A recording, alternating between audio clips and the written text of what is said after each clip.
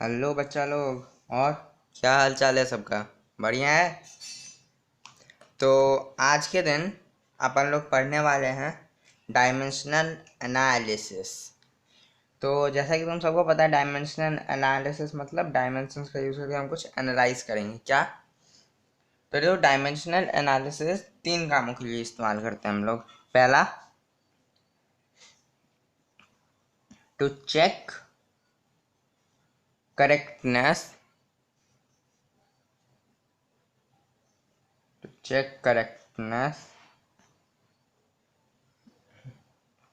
of the equation। Sorry यहाँ correctness ऐसे नहीं लिखूंगा वरना फिर तुम लोग कंफ्यूज हो जाओगे। टू चेक, एक सेकेंड, हाँ, to check the dimensional correctness, to check the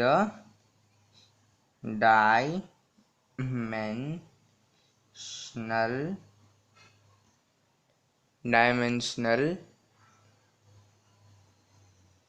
correctness of a given physical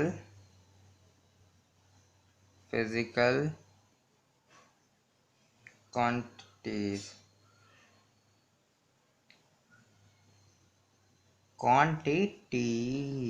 समझे?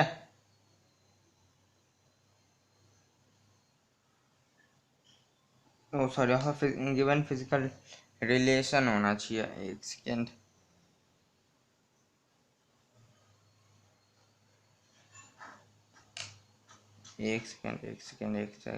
हाँ, physical of a physical relation. ठीक, यहाँ फिजिकल क्वांटिटीज रिलेशन लिख लो। तो अब आते हैं इसके मतलब पे कि भाई कहता क्या है ये। तो ये बस इतना कह रहा है कि डायमेंशनल करेक्टनेस मीन्स कोई भी इक्वेशन डायमेंशनली कितना करेक्ट है, ये सिर्फ उसी को बताता है। मतलब कि मान लो कि मैं तुमको इक्वेशन देता हूँ,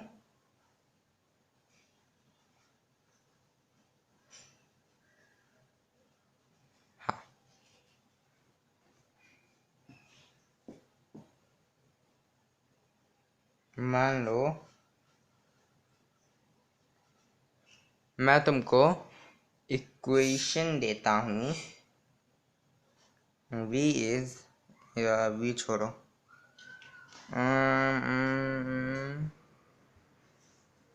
क्या दूँ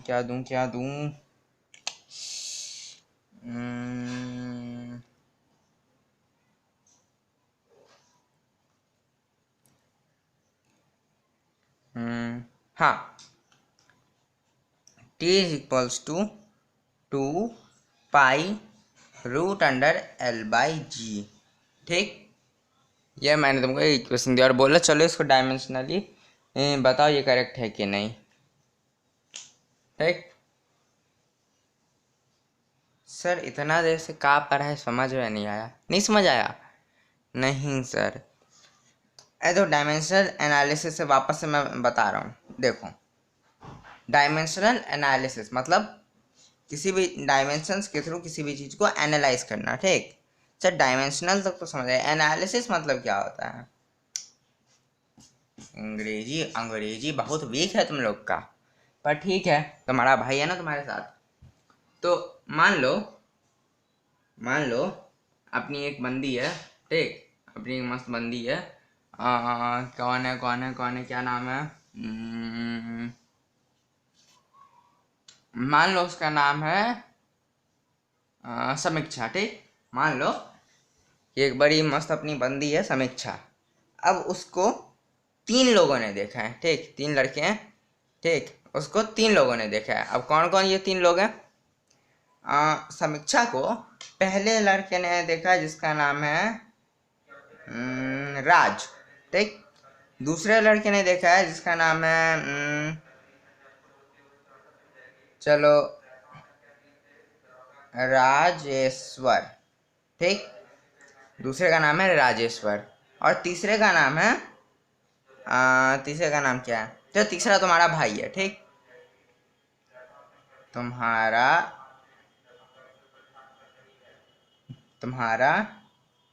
भाई, ठीक है।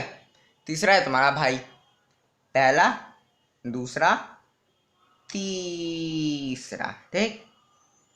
अब ये बताओ कि इसने देखा है राइट से, इसने देखा है लेफ्ट से, ठीक। मीन्स इसने देखा है, मान लीजिए ये एक चेहरा है, इसने देखा ये वाला पोर्शन, इसने देखा ये वाला पोर्शन, और मैंने देखा है सिर्फ और सिर्फ कि ये वाला पोर्शन, ठीक। ये दोनों पोर्शन मैंने नहीं देखा। तो अब ये बताओ कि मैं मान लो किसी एक और, मान लो मुझे ही वापस से बताना, मुझे देखना है कि भाई बबीता, सॉरी, मुझे देखना है कि भाई राज, राजेश्वर और तुम्हारा भाई, ठीक, तीनों तुमने देखा है और मुझे देखना है कि भाई समीक्षा एक्चुअली दिखती कैसी है। तो मैं बोला कि भाई एक बात कर।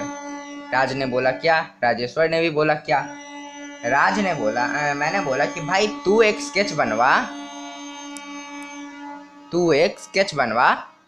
जिसके थ्रू अपन लोग क्या करेंगे, तो क्या करेंगे, तू एक स्केच बनवा राजेश्वर तू भी एक स्केच बनवा और तुम्हारा भाई भी एक स्केच बनवाएगा। किसकी? अपनी? नहीं नालायकों, उस समीक्षा की, ठीक। जितना मैंने पोर्शन देखा है उतना। अब एक ने तो बनाया, राज ने बनवाया लेफ्ट वाला साइड से, ठीक। मान लो ये एक चेहरा है तो इतना साइड का बनवाया राज ने, इतना साइड का बनवाया राजेश्वर ने, और इतने साइड का बनवाया मैंने, बीच का पोर्शन, ठीक। तो अब हुआ क्या कि मुझे देखना है कि एक्चुअल में कैसे दिखती है, टोटल फ्रंट फेस उसका दिखता है कैसे है। तो मैं तीनों के तीनों उसको लूँगा, क्या, स्केचेस को, और उस तीनों को जोड़ के एनालाइज करूँगा कि तीनों को यदि जोड़ूंगा तो कैसा दिखेगा चेहरा। तो बस यही एनालिसिस का मतलब कि एनालाइज करना किसी भी तरीके से कि एक्चुअल में वो कैसा होगा, ठीक। और एक फन फैक्ट बताऊँ यहाँ, ये राज और राजेश्वर एक ही आदमी के नाम है। और ये कौन है पता है?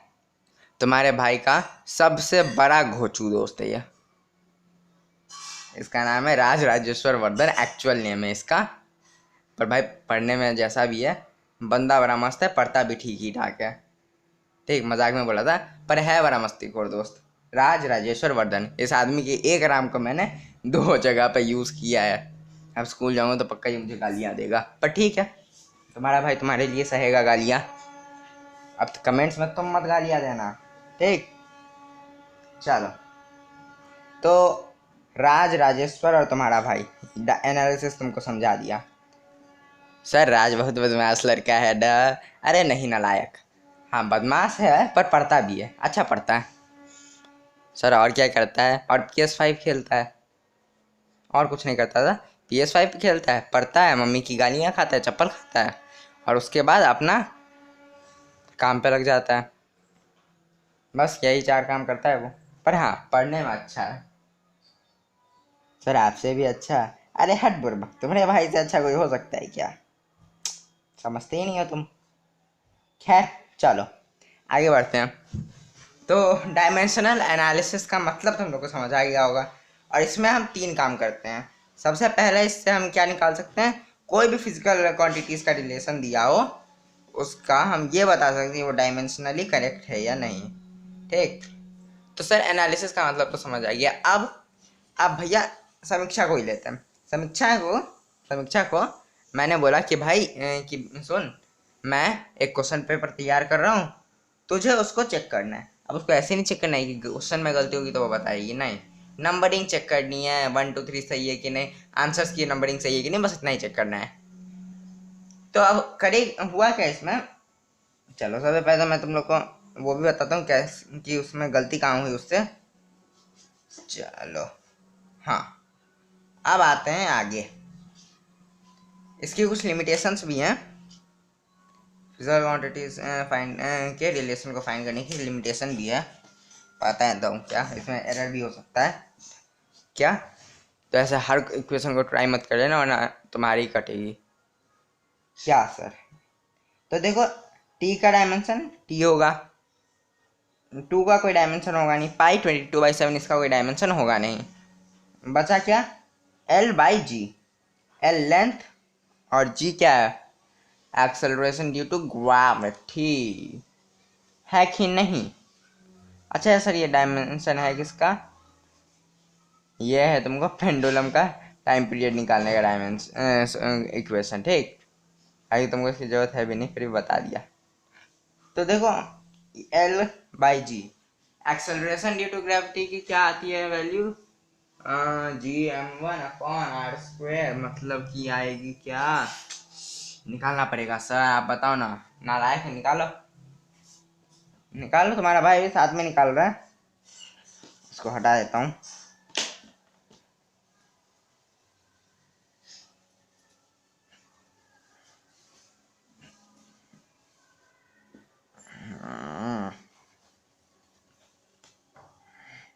चलो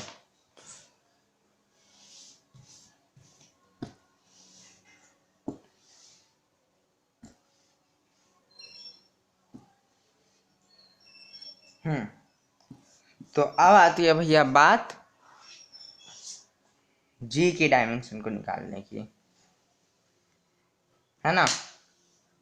हाँ सर जी की डायमेंशन निकालनी है, बताओ कैसे निकाले, हम तो नहीं आता। जिसको नहीं आता है मेरा पहला लेक्चर जाके देखो, और उसमें 1 घंटे मैंने यही समझाया है डायमेंशंस कैसे निकालते हैं। तो जी m/r² means l square m, और ग्रेविटेशन कांस्टेंट की वैल्यू क्या डायमेंशन क्या होगा sir? mlt-2 into l square upon m,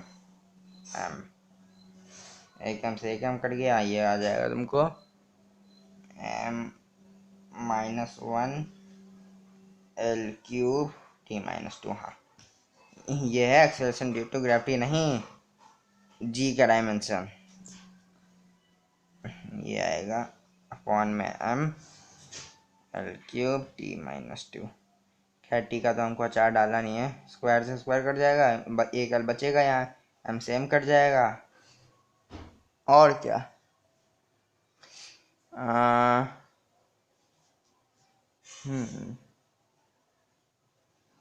अब क्या और क्या आएगा, और क्या आएगा? हाँ और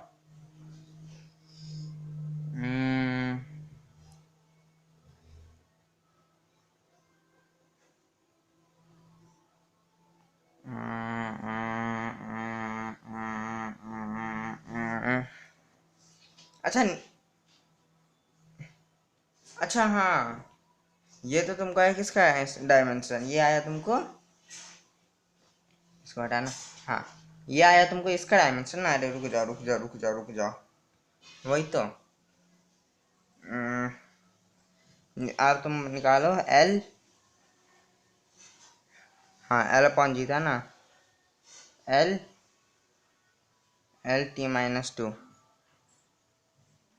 है ना? हाँ सर, अब क्या करें? और ये रूट में है, ये जाएगा, क्या जाएगा t-, इसमें ये तो t+2 हो जाएगा ना, सॉरी हाँ ये अभी +2 हो गया, और ये रूट के अंदर है ना, तो रूट का वैल्यू नहीं समझ आएगा, रुको, यहाँ से इसका डायमेंशन क्या निकलेगा, ये एक्सेलरेशन ड्यू टू ग्रेविटी का LT-2, है ना? हाँ सर, और रूट अंडर फॉर्मूला क्या दिया था मैंने, T=2π√L/g, 2π डायमेंशनलेस क्वांटिटी और L/g, तो L का डायमेंशन लेंथ और G का डायमेंशन LT-2, है ना? ये T-2 ऊपर जाएगा तो हो जाएगा T+2, ये हो गया टी प्लस टू, एल से एल कट जाएगा और ये अब क्या बचा, टी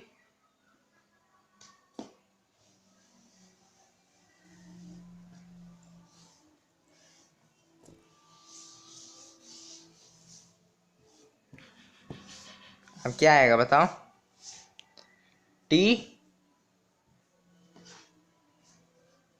स्क्वेयर और ये रूट में है ना, हाँ सर, अब स्क्वायर से रूट कट जाएगा।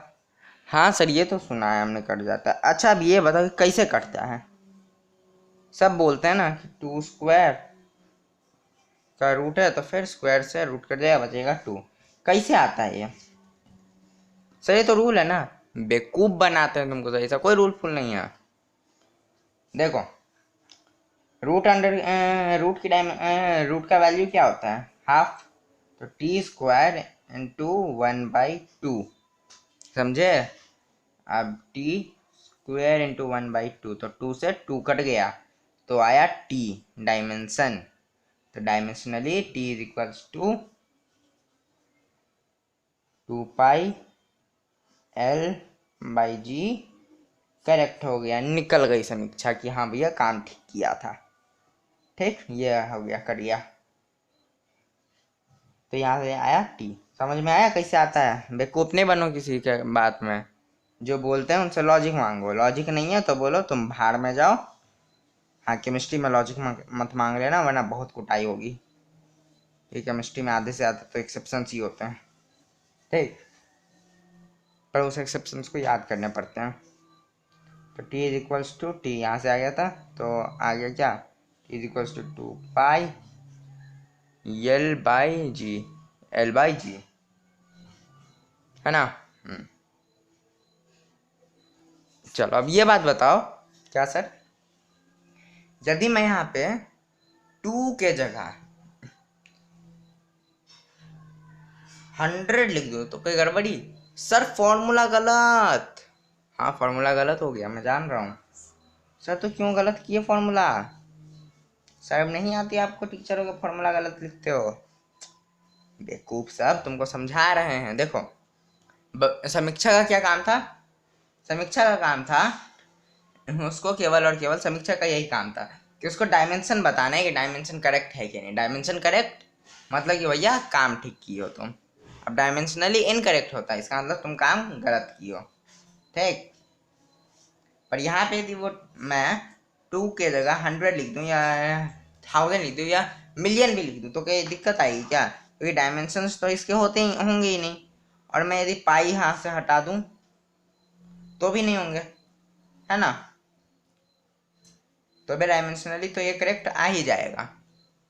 तो ये लिमिटेशन होती है कि यदि मैं डायमेंशन लेस क्वांटिटीज की वैल्यू चेंज कर दूं तो भी उससे कोई फर्क नहीं पड़ेगा, डायमेंशनली वो करेक्ट होगा। और यही दिक्कत करती है प्रॉब्लम, क्योंकि भैया फॉर्मूला को यदि तुम चेक कर रहे हो तो डायमेंशनली तो वो चेक हो सकता है, करेक्ट आ जाए, हो सकता है ऐसा, पर हो सकता है कि वो डायमेंशनली करेक्ट हो पर ये एक्चुअल इक्वेशन से अलग हो। ठीक, चलो अगला लेक्चर देखते हैं, सॉरी लेक्चर नहीं, अगला देखते हैं। अच्छा एक बात बताओ, क्या sir, v is equals to u t plus half a t square, क्या इसमें तुम मुझे बता सकते हो कि दोनों डायमेंशनली इक्वल होंगे या नहीं। हाँ हाँ सर बता सकते हैं, क्यों नहीं बता सकते हैं, हाँ तो बताओ सर। ये प्लस ये यदि इसको इधर ले जाएंगे तो माइनस होगा। ठीक, इसका मतलब कि ये डायमेंशन इक्वल है, नालायक ऐसे नहीं बताना है सर, तो कैसे बताना है, कैसे बताएं, डायमेंशन एनालिसिस से बताओ। एक सेकेंड सर, अभी तो हम एक ही है, इसका अंदर ये property of sorry principle of homogeneity पे बेस्ड है। हाँ उसमें ये भी तो बात है कि भैया ये इक्वल टू दिस होल होगा। अच्छा एक बात बताओ, यहाँ U T plus half A T square हो रहा है ना, इसका डायमेंशन इक्वल होगा। अब यदि मैं यहाँ पे U T minus half A T square कर दूँ तो कोई दिक्कत? हम्म कोई दिक्कत आएगी क्या? नहीं सर, नहीं आएगी। क्यों? क्योंकि डायमेंशनली तो इक्वल है, पर आंसर इससे कभी भी तुम्हारा सही आएगा? नहीं, कभी नहीं आएगा इससे तुम्हारा आंसर सही। क्यों? कि भैया ये फॉर्मूला ही नहीं है ना। तो डायमेंशनल एनालिसिस में हम पहला पार्ट क्या देखें? Dimensional correctness of given physical relation. और इसमें दो लिमिटेशंस है। पहला, इसमें न्यूमेरिकल्स जो होते हैं, न्यूमेरिकल्स जो डायमेंशन लेस क्वांटिटीज हैं, यदि हम उनकी वैल्यू चेंज कर दें तो भी डायमेंशनली तो फॉर्मूला करेक्ट हो सकता है, पर एक्चुअल फॉर्मूला करेक्ट ना हो। और यदि कहीं एडिशन है या सब्सट्रैक्शन है, तो हम उसको मल्टीप्लिकेशन या डिवीजन से कन्वर्ट कर दें तो भी ऐसा हो सकता है कि डायमेंशनली तो भी ऐसा होगा कि डायमेंशनली तो इक्वल आ जाएगा, पर एक्चुअल फॉर्मूला उसके एकदम अपोजिट होगा। समझे? एक्चुअल फॉर्मूला हो सकता है एकदम उसका अपोजिट हो, यानी तो हो सकता है कि वो एकदम अलग ही हो एक्चुअल फॉर्मूला। मान लिया प्लस था, मैंने माइनस कर दिया। अब भैया जब मैंने प्लस को माइनस किया तो फिर डायमेंशनली तो इक्वल आ जाएगा, पर किसी भी जन्म में इससे तुम्हारा आंसर सही आएगा नहीं सर। तो डायमेंशनल एनालिसिस की ये दो डिमेरिट्स हैं। ठीक।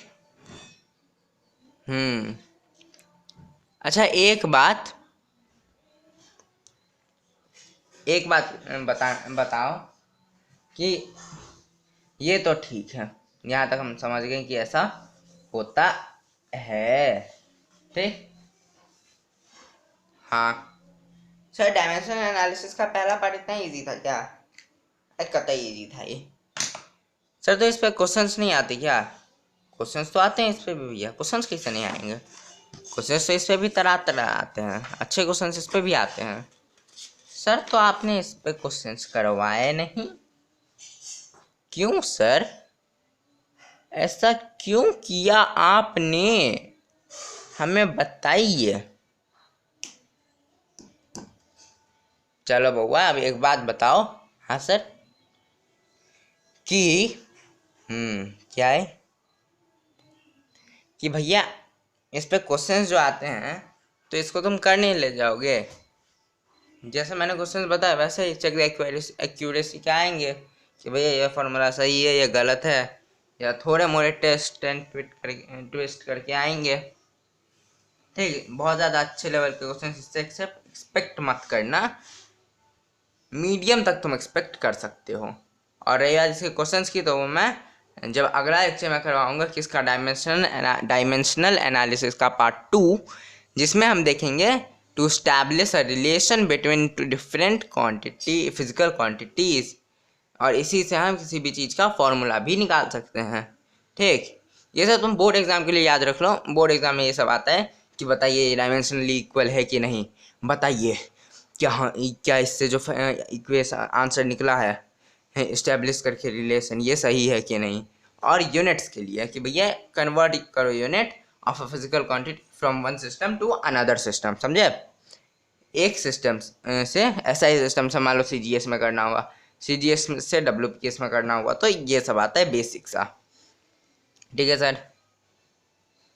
चलो अच्छा, इसी बात पे एक क्वेश्चन कर ले जाओ। एक क्वेश्चन दूंगा, ज़्यादा नहीं, एक क्वेश्चन करना है तुमको। कौन सा? तो ये है भैया तुमको उस टाइप का क्वेश्चन। सर उस टाइप का? किस टाइप का? ये है तुमको क्वेश्चन कैसा, प्रिंसिपल ऑफ होमोजेनिटी पे ही है।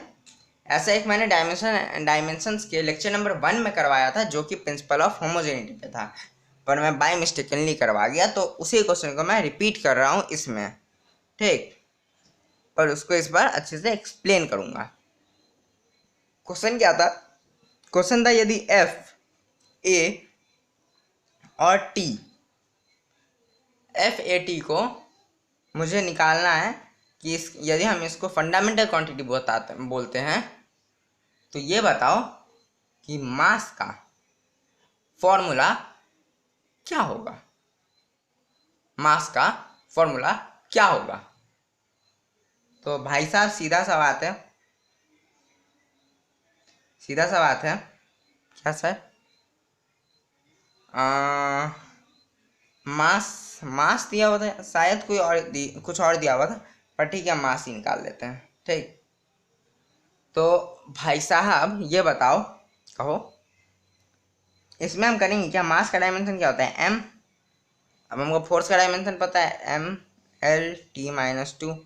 इसके ऊपर एक पावर लगा दो एक्स, और क्या? और ए, यहाँ एक प्रोपोर्शनैलिटी लगाना है, कांस्टेंट इक्वल टू नहीं, और ए का एक्सेलरेशन का, एक्सेलरेशन का dimension L T minus two, इसके ऊपर पावर लगा दो वाई की, और जेड का, सॉरी टी का, टी, इसके ऊपर पावर लगा दो जेड की, सॉरी एक्स की नहीं जेड की। अब एक बात बताओ, प्रपोर्शनल है मतलब इन सभी से कुछ ना कुछ लेना देना होगा, है ना? इन सभी से कुछ ना कुछ लेना देना होगा। अब एक बात बताओ, क्या कि प्रोपोर्शनैलिटी हटेगा, इक्वल टू लगेगा, तो एक कांस्टेंट लगेगा, है ना? हाँ, अब भैया सब जानते हैं क्या, कि कांस्टेंट्स डायमेंशनलेस होते हैं। सर ऐसे कैसे डायमेंशनलेस हो गए कांस्टेंट्स? कुछ कांस्टेंट्स के तो हमने निकाला है, जैसे यूनिवर्सल ग्रेविटेशनल कांस्टेंट का डायमेंशन हमने निकाला था, और भी बहुत सारी चीज़ों के डायमेंशंस निकाले हैं, है ना? निकाले थे हमने। ऐसे कैसे आप बोल रहे कि ये डायमेंशन लेस होंगे? हाँ भाई बात तो सही है तुम्हारी, तुमने निकाले थे, I also agree with it. तो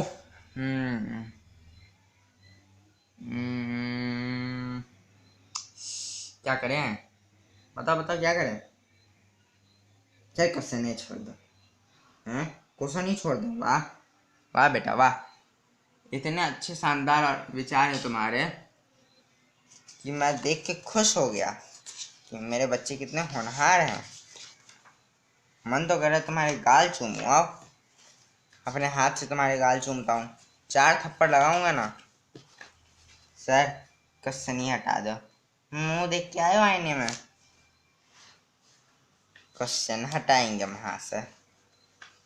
अबे गधों, एक बात बताओ, यहाँ पे किस पे डिपेंड कर रहा है? किस किस चीज़ पे डिपेंड कर रहा है? एफ पे, ए पे, टी पे। कहीं दिया है कि एक और कांस्टेंट है जिस पे डिपेंड कर रहा है इसका वैल्यू? मतलब नहीं, मतलब मैग्नीट्यूड का नहीं, डायमेंशन का बात है। तो क्वेश्चन में गिवन है कि एफ, ए और टी पे डिपेंड कर रहा है इसका डायमेंशन, इसके उस पे, इसके कांस्टेंट्स पे नहीं। इसका मतलब ये डायमेंशन लेस है। तो अब एक बात बताओ, इसको सॉल्व करोगे तो ये आएगा M X L X T minus two X. इसको सॉल्व करोगे L Y T minus two Y और टी जेड, ये टी जेड है ना? कैसे आएगा? ये कुछ ऐसे आएगा, दिखाता हूँ। एम एक्स एल एक्स, और ये एल वाई भी आएगा ना, तो एल एक्स प्लस वाई और T minus two X plus minus two Y plus Z. ठीक है, ये आ गया कुछ इक्वेशन, और यहाँ पे होएगा m। ठीक, हाँ।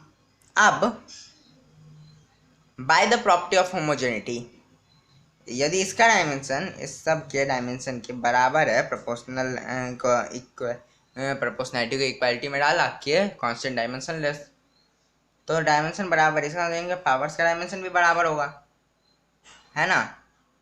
कैसे सर? अरे भाई इसी को इधर लेके जाएंगे तो ये माइनस, ये इधर प्लस में इधर माइनस में आएगा, तो मतलब इसके इस टोटल का डायमेंशन इसके बराबर होगा, है ना? अब x का डायमेंशन निकालते हैं। x का डायमेंशन, इसका dimension m0 l0, sorry m1 t0 l0, है ना? m1 means x equals to तो 1 आ गया, l 0 है means 0 equals to 1 plus y, तो y इक्वल्स टू ये इधर जाएगा तो ये आ जाएगा -1, है ना। तो y इक्वल्स टू आ गया मेरा -1, ठीक, y इक्वल्स टू -1। ओके, अब आती है z की बारी। हाँ, तो भैया टाइम का भी 0 है, मतलब -2 इंटू 1 था ना, तो ये हो गया -2 प्लस -2 इंटू -1 था ना, तो ये हो गया +2 प्लस z। हाँ, तो प्लस माइनस माइनस है ना, प्लस ये 0 है ना, t की power 0 equals to -2 into x कितना है 1, तो -2 प्लस -2 इंटू -1 y की वैल्यू 1 -1 सॉरी, तो -1 इंटू -2 कितना आएगा सॉरी पॉजिटिव का 2 प्लस z कितना है, ये z ही तो फाइंड करना है, तो माइनस प्लस माइनस, तो ये आ जाएगा 0 प्लस z इक्वल्स टू 0, मतलब z ये इधर जाएगा तो 0 - 0 0 ही आता है, सबको पता है। तो z इज इक्वल्स टू 0, है ना। ऐसा जब x की पावर है 1, y की पावर है -1 और z की पावर है 0। चलो अब इसको हटा दें। तो अब यहाँ लिख देते हैं 1 -1 1 और रुको, हाँ 1 -1 और t की पावर 0, z है ना, t की पावर 0। चलो अगला आता है इसको प्रूव करो कि भैया इक्वल्स टू m होगा। कैसे करोगे प्रूफ, सिर खुजा रहे हैं, कैसे करेंगे भैया, सीधा तरीका है, डायमेंशनलेस है, ये तो सबको पता है ना।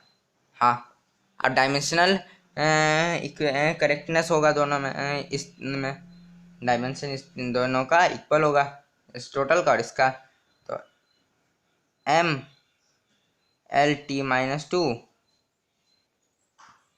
इंटू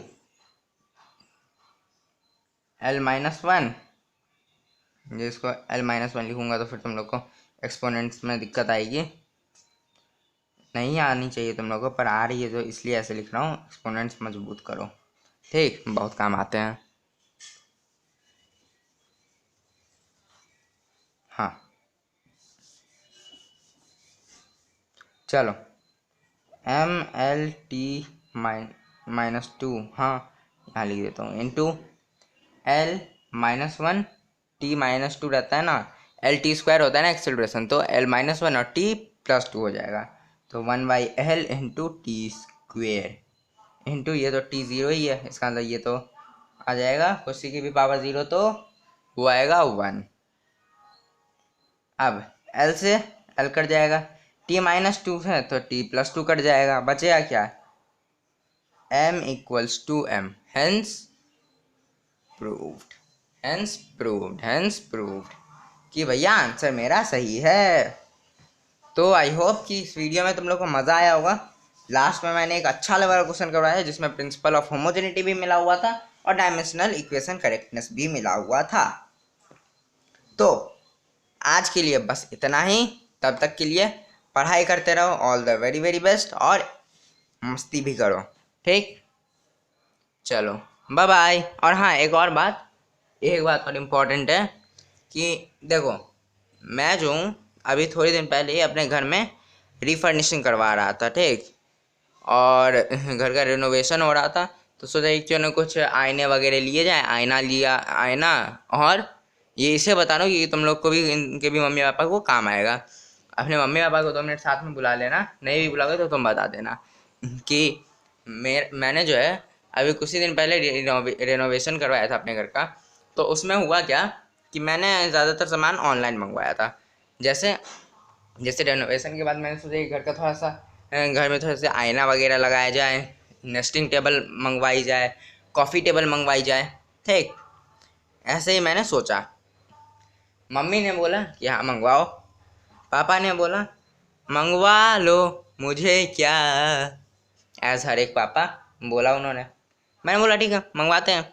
मैंने मंगवाया आईना, ऑलमोस्ट मैंने मंगवाया था 12-15 को, मीन्स 12-15 पीसेस।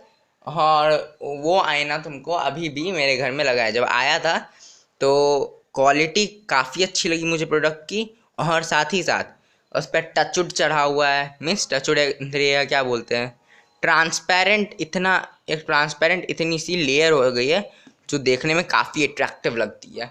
दूसरा, लकड़ी काफ़ी ड्यूरेबल है, वुडन है तो लकड़ी काफ़ी ज़्यादा ड्यूरेबल है, प्लाई या एमडीएफ नहीं है, काफ़ी ज़्यादा ड्यूरेबल लकड़ी है वो। और अगला मुझे जो सबसे अच्छा लगा वो लगा उनकी पैकेजिंग प्रोटेक्टनेस। पैकेज को बहुत ज़्यादा अच्छे से प्रोटेक्ट करके है। ऑलमोस्ट 3 लेयर प्रोटेक्शन के साथ वो भेजते हैं। पहला वो यूज़ करते हैं फोम, दूसरा यूज़ करते हैं बबल रैप, और तीसरा कूट, हार्ड कार्डबोर्ड आई मीन। तो काफ़ी अच्छी मुझे ये चीज़ लगी, और इसीलिए मैं तुम लोग को भी सजेस्ट करूँगा कि इनके मिरर्स भी मुझे काफ़ी अच्छे लगे, इनके नेस्टिंग टेबल्स भी अच्छे लगे, और इनके कॉफ़ी टेबल्स और स्टडी टेबल्स जो मैं मंगवाया था वो भी अच्छे लगे मुझे। क्योंकि सब में मैंने देखा कि एक चीज़ कॉमन थी कि टचवुड सभी पे लगे हुए थे, और सभी में लकड़ी थी, लकड़ी को यूज़ किया गया था। और वो मैंने देखा भी था कि ये वुडन है और बहुत ज़्यादा ड्यूरेबल भी है। और घर में लगता है ना तो भाई लाइट की जो रिफ्लेक्शन पड़ती है, आ हा, जन्नत दिखा देती है। तो यदि तुम उन प्रोडक्ट्स को बाई करना चाहते हो तो मैंने 2 जगह से बाई किया था। 2 अलग अलग कंपनीज थी, एक थी बंदना फर्नीचर्स और एक थी रंजना फर्नीचर्स। तो मैंने दोनों से बाई किया था। दोनों से में मुझे ऑलमोस्ट सेम प्रोडक्ट्स दिखे थे, थोड़ा मोड़ा अंतर था 19-20 वाला। तो मैंने दोनों से अलग अलग चीज़ें ऑर्डर की, जहाँ पे मुझे जो अच्छे रेट पे मिला कि भैया हम तो कंजूसी करेंगे ही ना पैसा बचाने के लिए मज़ा कर रहा हूँ। जहाँ पे मुझे जो अच्छा प्राइस मिला, अट्रैक्टिव प्राइस मिला, वहाँ से मैं लिया। और ऑफर्स भी इनके पास ढेर सारे रहते हैं, डील ऑफ द डे चलता है, कई सारे कार्ड्स के भी ऑफ़र रहते हैं, एसबीआई का भी ऑफ़र रहता है, ऐसे बहुत सारे ऑफ़र रहते हैं। तो तुम लोग ईजिली जो हो, यदि तुम लोग में से किसी को लेना है तो चेकआउट करो, लिंक डिस्क्रिप्शन में मैं डाल दूंगा, वहाँ से चेकआउट कर लेना। और काफ़ी अच्छा लगा मुझे प्रोडक्ट, तो तब आई होप कि तुम लोग भी एक बार चेकआउट करोगे। बहुत अच्छे प्रोडक्ट्स हैं, मुझे तो पर्सनली काफ़ी अच्छे लगे। तो तब तक के लिए bye bye, take care, bye.